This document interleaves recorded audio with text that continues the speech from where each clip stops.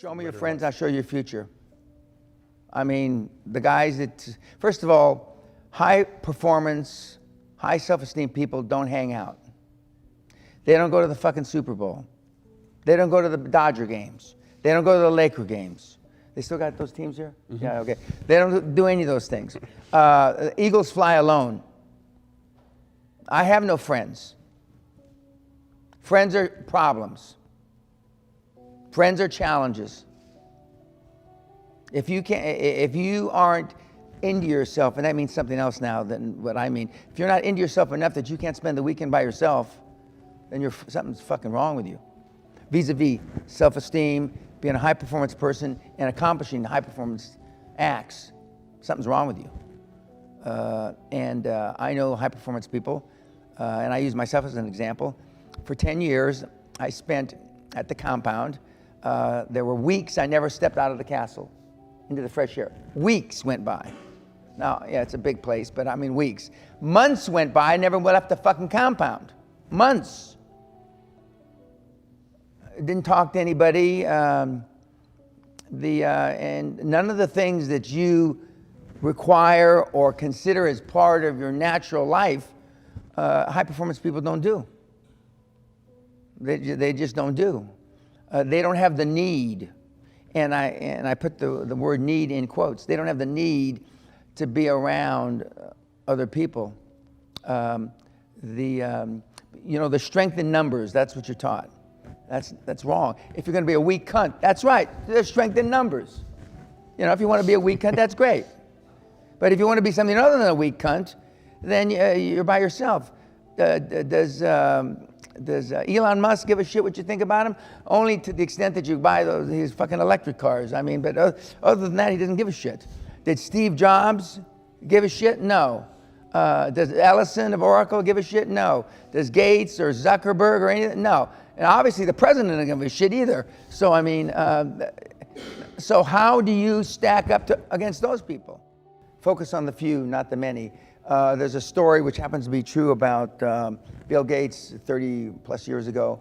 Wanted to have Mr. Berkshire Hathaway guy as his mentor, and Warren Buffett.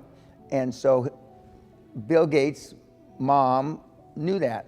So and Warren in those days and even today picks up his own phone, so she calls him, invites him to a dinner party. He comes. So Bill Gates Jr., and as a senior, he's a successful lawyer, he's retired now. He walks into the house and he sees Warren Buffett sitting there. And so he's all happy about it. And so they're sitting around the dinner table. And there's a lull in the conversation. And Mrs. Gates says, oh shit, I better ask a question, get a conversation going.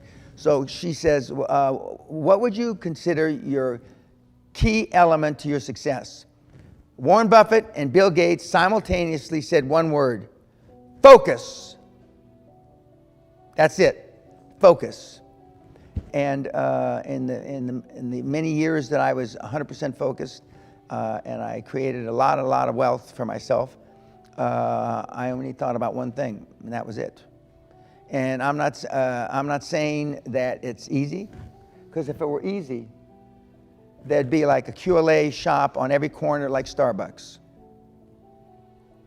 My market is 700,000 people out of 7 billion. If you want to be me. 700,000 out of 7 billion. I don't know what fraction that is, but it's not a very big one. That's it. There's 700,000 people on the planet that can commit to the focus, the laser beam focus of the Gates, Trumps, Ellisons, etc. If you want to create generational wealth is wealth that you make in 20 to 25 years, because depending on where you Google it, a generation is either 20 to 25 years. We do that, and I've taught, and I did it myself, how to do it in 4 to 7 years, and virtually throwing everything that you've learned or read out the window. But it's focus, and not that many people can stay focused. Well, if love got the job done, kids, you wouldn't be fucking sitting here. Love doesn't get the fucking job done. Love has never got the job done. But even if those people did a good job for you those first 7 or 8 years, then show me your friends and I'll show you your future. Okay, so who are the meatheads, the 3 or 4 or 5 people that you go out for a drink with? I say if you go to sports bars and you belch and you fart, you're going to be belching and farting in a sports bar 35 years from now. And so it's self-esteem is the basis of all excellence. Self-esteem, Donald Trump, whether you hate him or love him, Elon Musk, all these guys have tremendous self-esteem. Somebody did something right when they were growing up. Somebody did something right.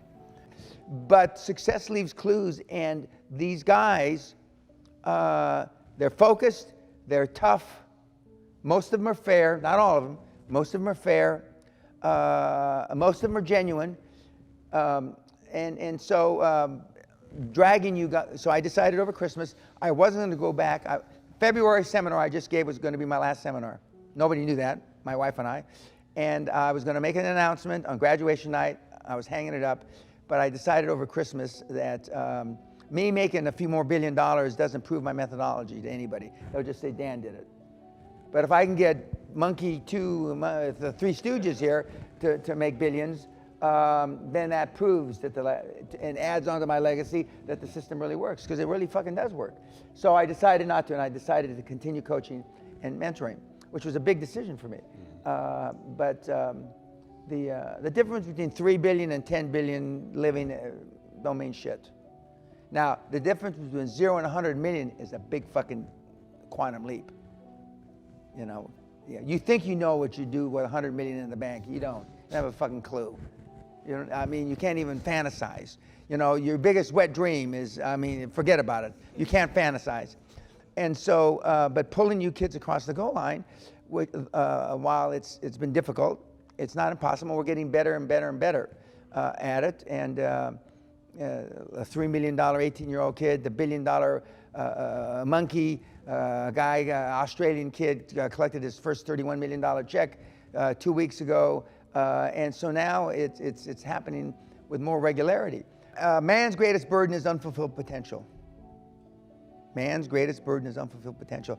And I say, when I look at the audiences, and I know that maybe only 1% are going to achieve their potential. Not fully, I still haven't fulfilled my potential, but unfulfilled potential is man's greatest burden. And it breaks my heart, because I know what you kids are capable of. I know, I've had kids with 80 IQ to 180 IQ that I mentored that have done big deals.